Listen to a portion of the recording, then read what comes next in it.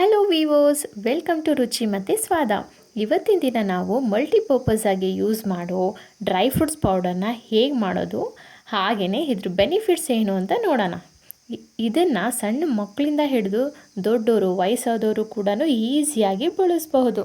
ನೀವು ಆಲ್ರೆಡಿ ಇಲ್ಲಿ ನೋಡಿರ್ಬೋದು, ನಾನಿಲ್ಲಿ ಯಾವ ಡ್ರೈ ನಟ್ಸ್ ಮತ್ತು ಸೀಡ್ಸ್ನ ನಾನಿಲ್ಲಿ ತೊಗೊಂಡಿದ್ದೀನಿ ಅಂತ. ಸೊ ಈ ಡ್ರೈ ನಟ್ಸಲ್ಲಿ ನಮಗೆ ತುಂಬಾ ಹೆಲ್ತ್ ಬೆನಿಫಿಟ್ಸ್ ಇದೆ. ಬಟ್ ನಮ್ಮ ಈ ಬ್ಯುಸಿ ಲೈಫ್ ಸ್ಟೈಲ್ನಲ್ಲಿ ದಿನ ಕನ್ಸ್ಯೂಮ್ ಮಾಡೋಕ್ಕೆ ಖಂಡಿತ ಅಂತೂ ಆಗಲ್ಲ. ಅದೇ ಈ ರೀತಿ ಪೌಡರ್ ಮಾಡಿಟ್ಕೊಂಡ್ರೆ ಈಸಿಯಾಗಿ ಆಗುತ್ತೆ, ಹಾಗೆ ಹೆಲ್ತ್ ಬೆನಿಫಿಟ್ಸ್ ಕೂಡ ನಮಗೆ ಸಿಗುತ್ತೆ.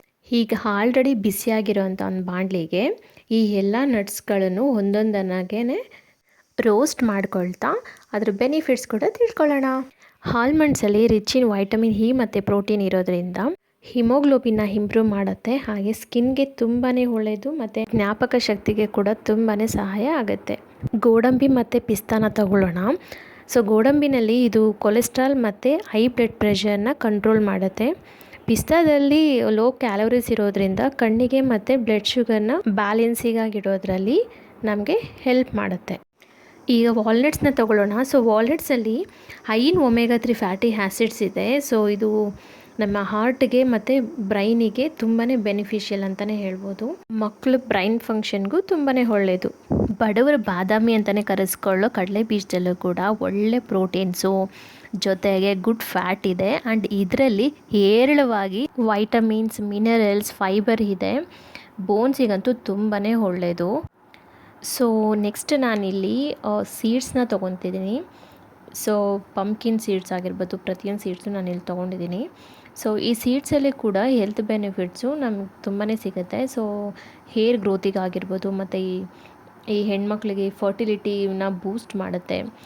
ಜಿಂಕು, ಒಮೆಗಾ 3 ಫ್ಯಾಟಿ ಆ್ಯಸಿಡ್ಸ್ ಇದೆ.